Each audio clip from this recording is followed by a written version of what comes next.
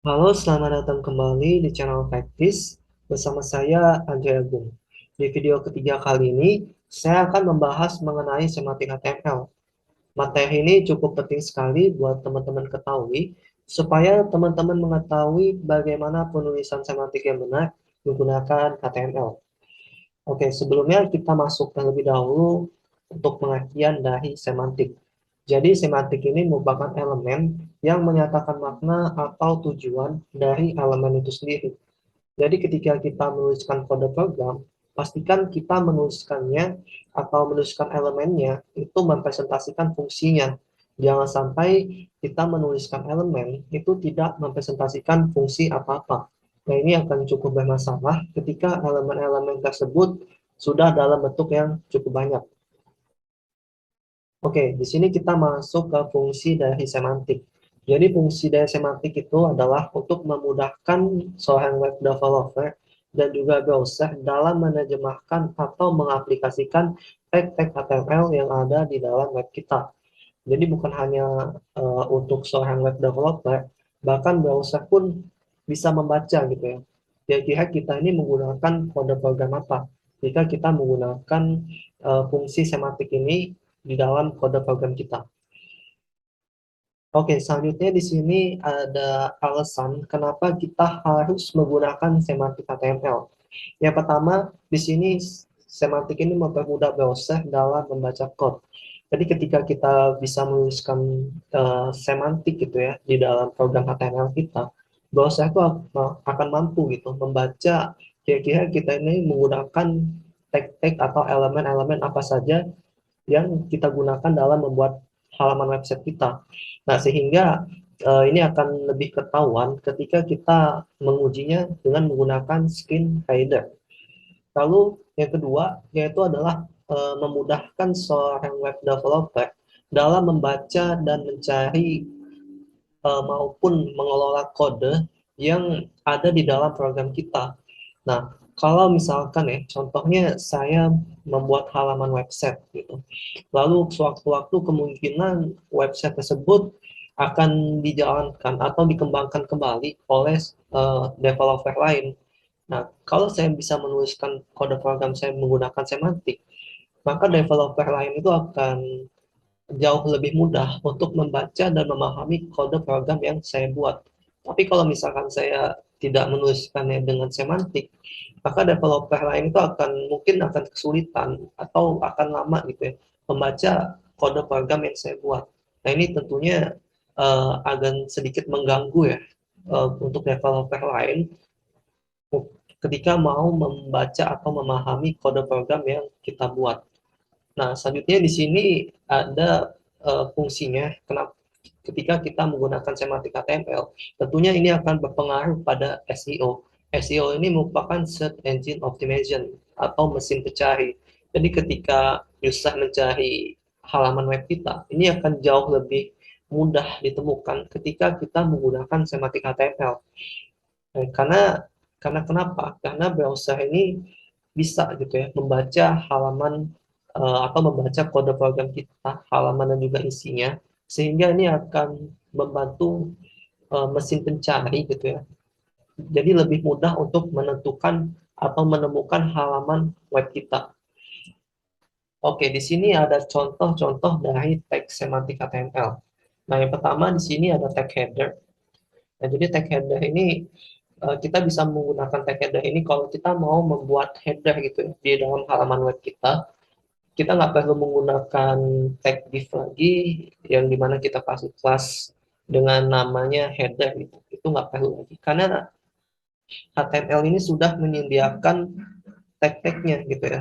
Nah, ini kita bisa menggunakan tag header kalau kita mau menggunakan uh, atau membuat halaman header gitu ya di dalam web kita. Lalu sini juga ada tag navigasi. Ini kita bisa gunakan kalau kita mau membuat link-linknya. Kemudian di sini kita bisa gunakan tag main untuk isi konten dari halaman web kita.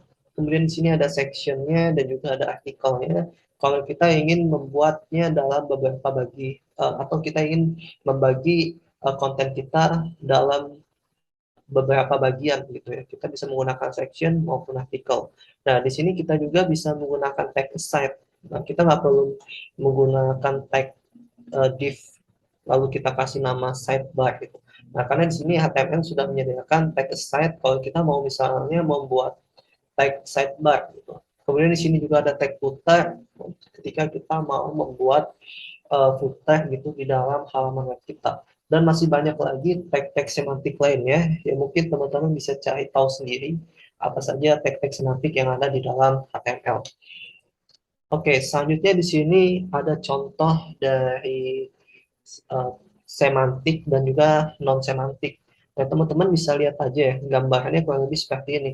Nah, untuk bagian sebelah sini, ini kita bisa kasih header. Tapi kalau kita menggunakan kode program yang non semantik, kita menuliskannya ya div class dengan nama header seperti ini. Kemudian di bagian sebelah kiri ini kita sidebar-nya kita menggunakan div juga dengan kelasnya kita kasih nama sidebar. Begitu juga dengan mainnya, lalu sini sectionnya, artikel dan juga footernya. Tapi kalau kita menggunakan tag kita menggunakan penulisan semantik HTML, tag semantik, nah ini kita bisa menuliskannya dalam bentuk seperti ini. Jadi ini bakal kelihatan jauh lebih efisien dan jauh lebih mudah dipahamin gitu ya. Ketika kita menggunakan tag semantik ini dibandingkan dengan non semantik. Nah, kita bisa menuliskan pada bagian ini kita mengasih nama header, lalu di bagian sebelah sini bagian setback kita kasih tag aside dan main section artikel dan juga ada tag footernya. Ini merupakan tag-tag yang memang sudah disediakan oleh HTML. Oke, selanjutnya di sini ada contoh implementasi coding ya. Nah, teman-teman bisa lihat aja ini untuk non semantik dan juga semantik. Nah, ini kalau yang non semantik dia tampilannya kurang lebih seperti ini ya di kode program kita. Jadi kita menggunakan tag div semua seperti ini, yang dimana masing-masing tag div ini kita kasih atribut kelasnya dengan nama header misalnya yang ini. Lalu di sini ada sidebar, lalu main. Nah, ini akan cukup bermasalah ya, seperti yang saya bilang sebelumnya.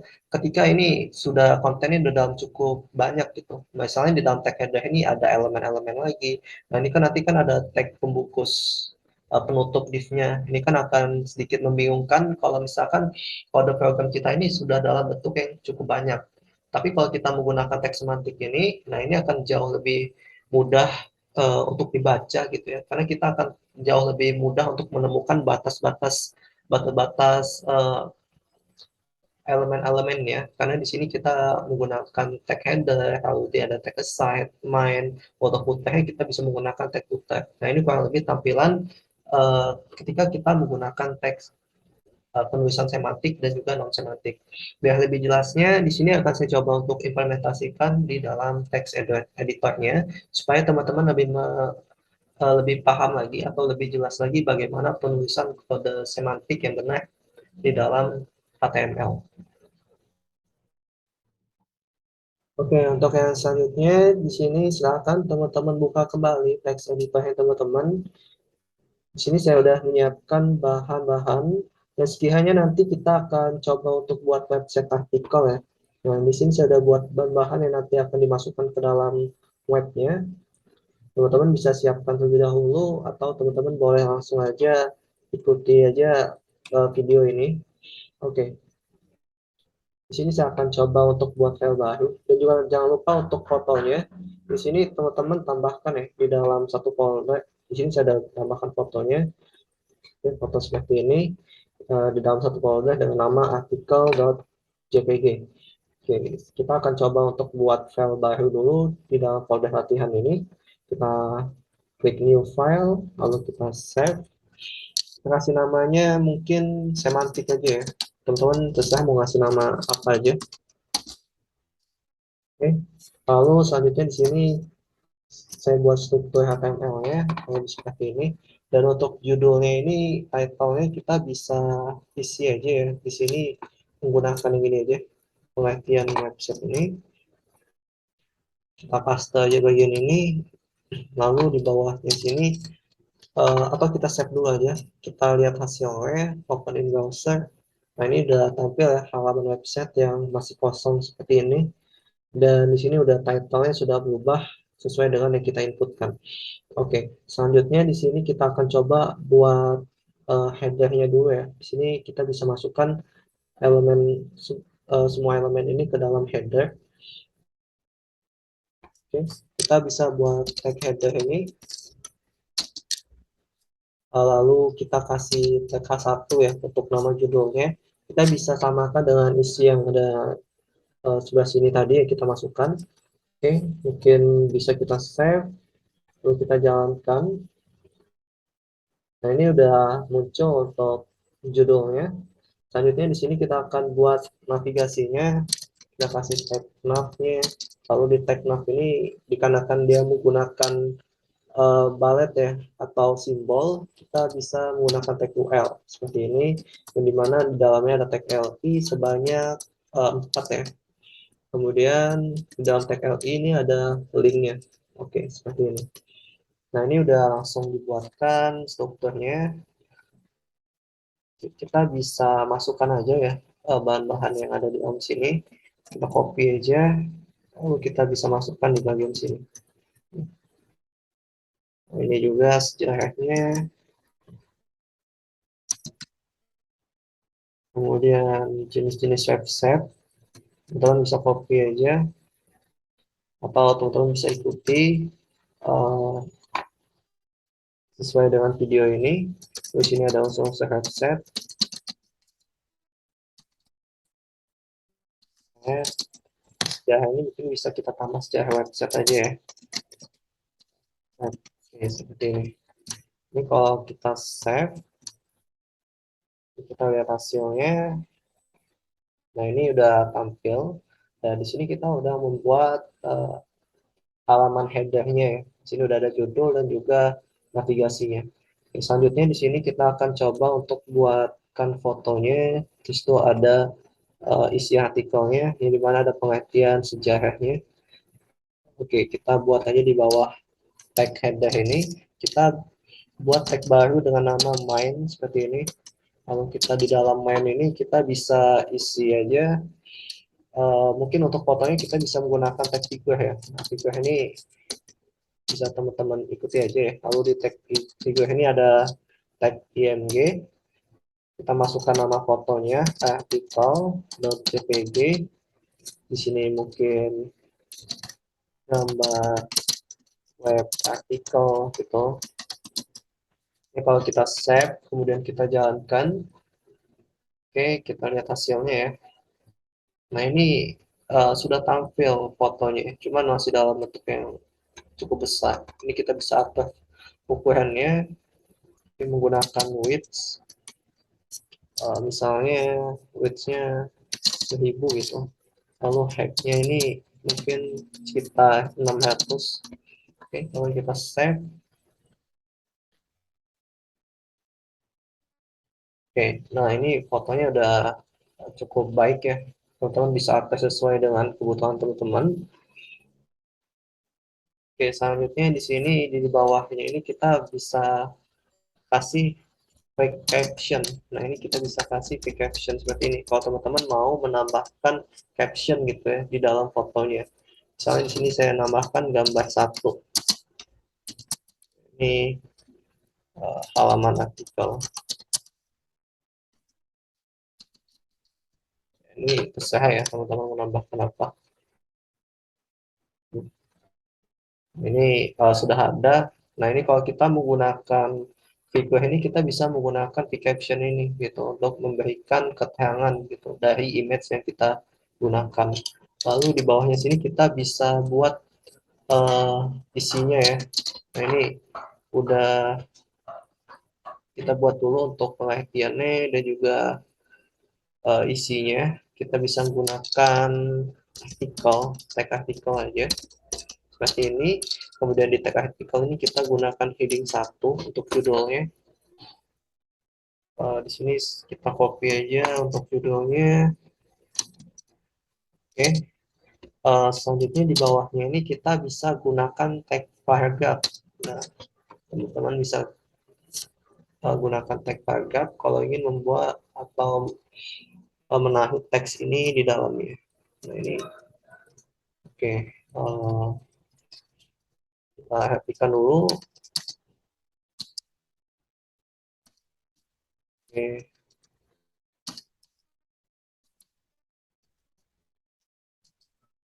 oke, seperti ini ya. Ini kalau kita save, kemudian kita coba jalankan di browser kita. Nah, ini udah tampil untuk uh, judulnya ya, judul pengertian website, kemudian isinya, yaitu pengertian dari website. Oke, biar lebih cakep lagi, mungkin kita bisa buat ini ke tengah aja ya. Kita bisa tambahkan tag lainnya, lalu kita kasih center aja di bagian heading 1, kemudian di foto juga, di video ini kita bisa tag lain juga. Senang center, kemudian dia heading 1 juga kita kasih align-nya center seperti ini. Oke, sekarang coba kita jalankan. Oke, nah ini udah tampil kurang lebih seperti ini. Oke, selanjutnya di sini kita akan buatkan lagi artikel lagi ya di bawahnya, yaitu ada sejarahnya. Oke, kita copy aja. Sini kita tambahkan artikel lagi. Ini kita gunakan tag heading 1. Lalu kita pastekan aja di sini. Kita kasih align center lagi. Oke, di bawahnya sini kita bisa kasih isinya ya, menggunakan tag paragraph. Kita copy aja isinya. Oke, seperti ini. Oke, saya hapuskan dulu.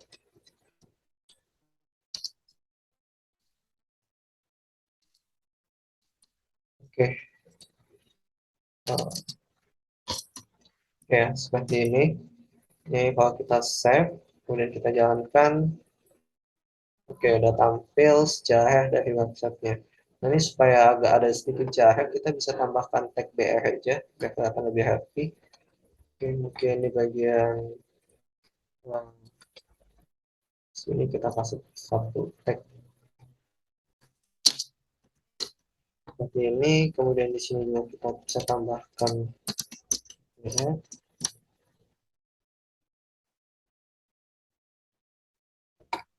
Oke, nah ya, mungkin seperti ini. Lalu di sini juga kita bisa tambahkan mungkin seperti ini. Oke,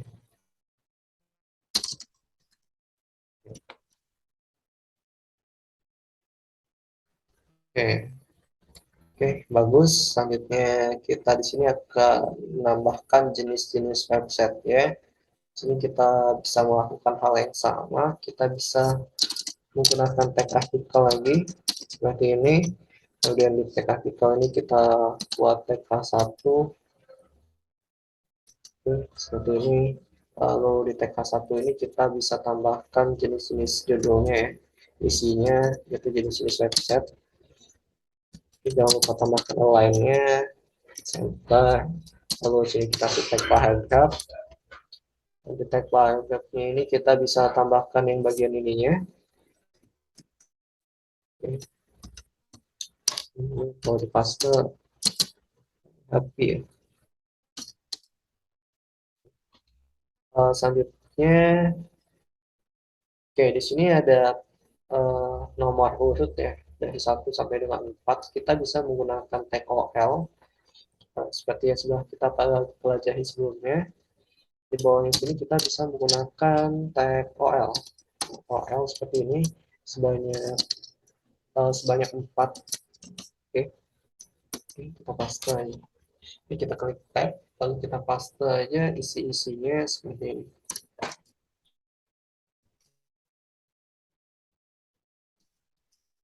Oke.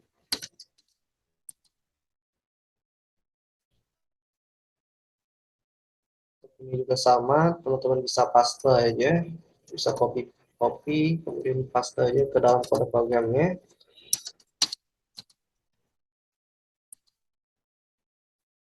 Ini juga sama,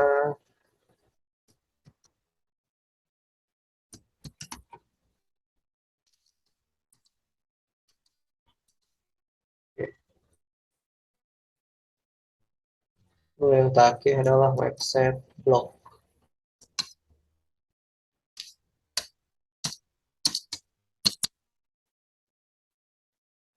Oke, kita save, kemudian kita lihat hasilnya. Nah, ini udah tampil ya. Oh ya, di sini kita lupa nambahin jahitnya, tag BF ya. Kita bisa tambahkan di sini. Oke, save, dan kita lihat hasilnya. Oke, nah ini udah tampil judul, pengertian, sejarah, jenis, dan yang terakhir ini ada unsur-unsurnya.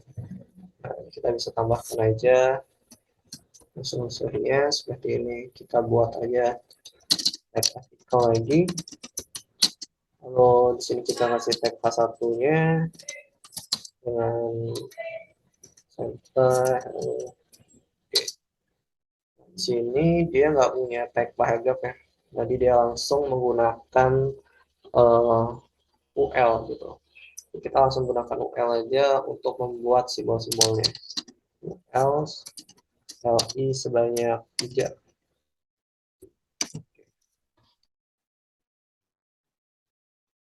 Oke, lalu selanjutnya di sini kita copy aja.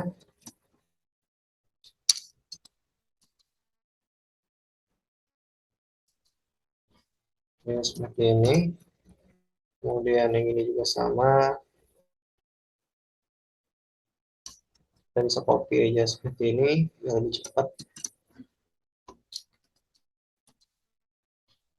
Lalu selanjutnya, tiga konten. Oke.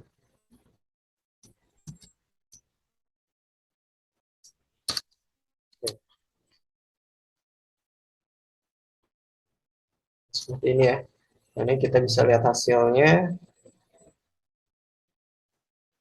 Oke, kalau lebih hasilnya seperti ini. Oh ya, ini kalau kita tambahkan tag BR ya.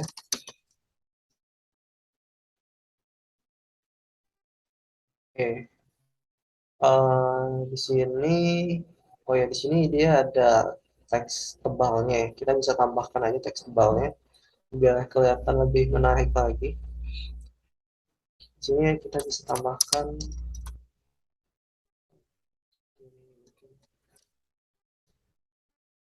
Oke, kita bisa gunakan teks strong aja. Kita paste seperti ini.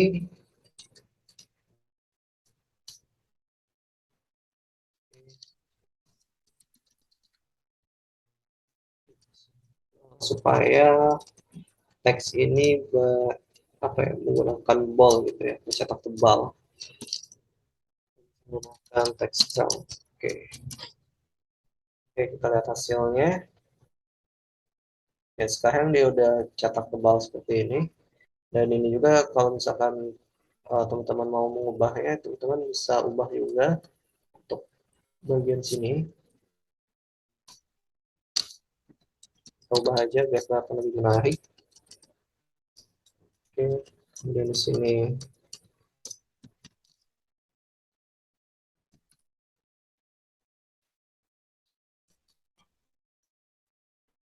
Oke. Um, yang blok juga sama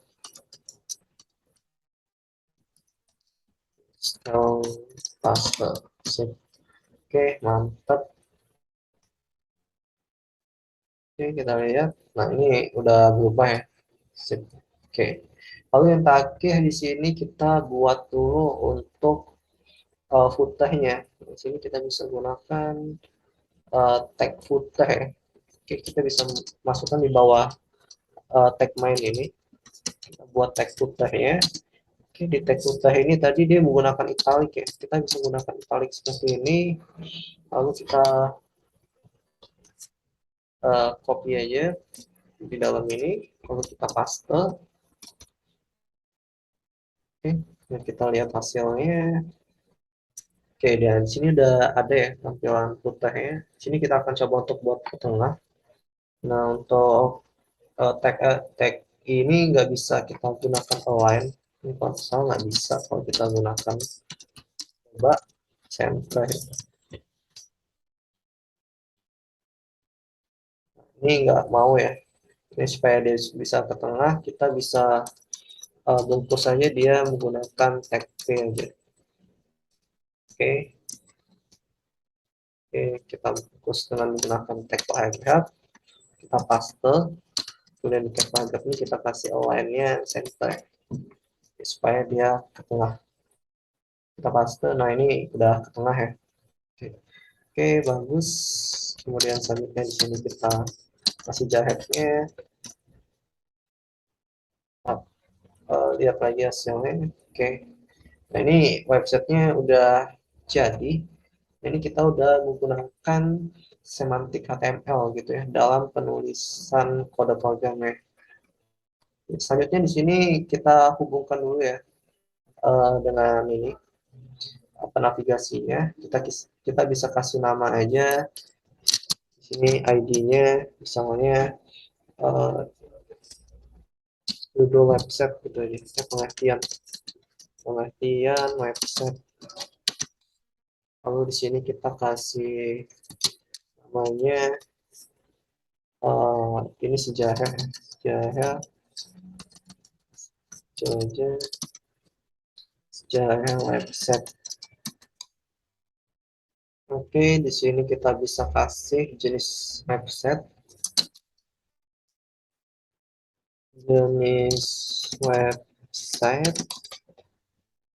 Oke, lalu yang terakhir ini kita tambahkan aja di sini kita ID-nya kita kasih unsur website. Oke, save aja. Paste ya. Jangan lupa di sini kita tambahkan tanda pagarnya karena kita menggunakan ID. Lalu kita paste. Kemudian di sini pengertian website. Kita copy aja. Kita paste.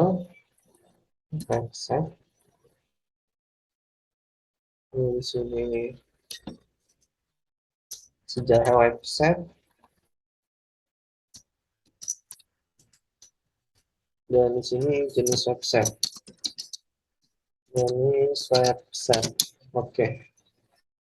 Kalau kita save, kemudian kita jalankan, ini udah bisa berfungsi ya seharusnya. Kalau kita klik pengertian, dia akan menuju langsung ke bagian pengertian.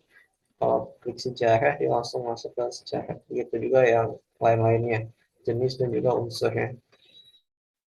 Oke, di sini kita udah membuat halaman ini dengan semantik HTML. Teman-teman bisa cek aja di inspect seperti ini. Oke, ini udah ada tag header-nya ya. Kalau kita lihat tag header-nya ini di tag header ini ada tag A1 dan juga ada tag navigasinya. Di mana tag navigasi ini ada UL-nya. Oke, kemudian di sini ada tag main-nya. Tag main-nya di dalam tag main ini ada banyak sekali ya. Ada tag Vigo, vertikal. Kemudian di sini ada tag footer ya. Nah, ini kita udah menggunakan semantik HTML dalam proses pembuatan web kita. Oke, selanjutnya di sini teman-teman bisa gunakan biar lebih interaktif ya. Teman-teman di sini bisa gunakan detail aja. Ini kalau saya hapus, kita tambahkan detail seperti ini. Oke, ini kita paste. Nah, ini kalau kita save, nah ini udah ada nih. Jadi unsur website, kita klik. Nah, ini dia akan muncul uh, apa ya isinya gitu ya. Kalau kita klik dulu gitu di pada bagian ini. Nah, ini kita juga bisa ngasih judulnya. Kalau teman-teman mau ngasih judulnya menggunakan yaitu teks summary. Nah, ini kita bisa ganti judulnya. Kalau kita misalnya mau menggunakan judul source web ini, kita copy aja, lalu kita paste di bagian ini. Oke. Ini kalau kita jalankan, ini udah berubah ya judulnya. Nah, ini nanti ada isinya. Dan juga bisa kalau teman-teman mau menggunakan ini juga di dalamnya. Untuk yang jenis-jenisnya kita gunakan detail ini, kemudian ada sumbernya atau teks paste dulu aja. Kemudian di sini kita kasih teks summary-nya ya. Oke, dengan nama bisnis website. Oke, ini udah jadi. Oke, nah ini kurang lebih halaman web yang telah kita buat gitu ya, menggunakan semantik HTML. Oke, mungkin cukup sampai di sini untuk video kali ini. Kita telah mempelajari bagaimana penulisan semantik di dalam HTML. Semoga bermanfaat. Jangan lupa untuk like, komen, dan juga share video ini. Dan jangan lupa untuk subscribe channel Practice. Oke, mungkin cukup sekian dari saya. Terima kasih. Sampai jumpa kembali.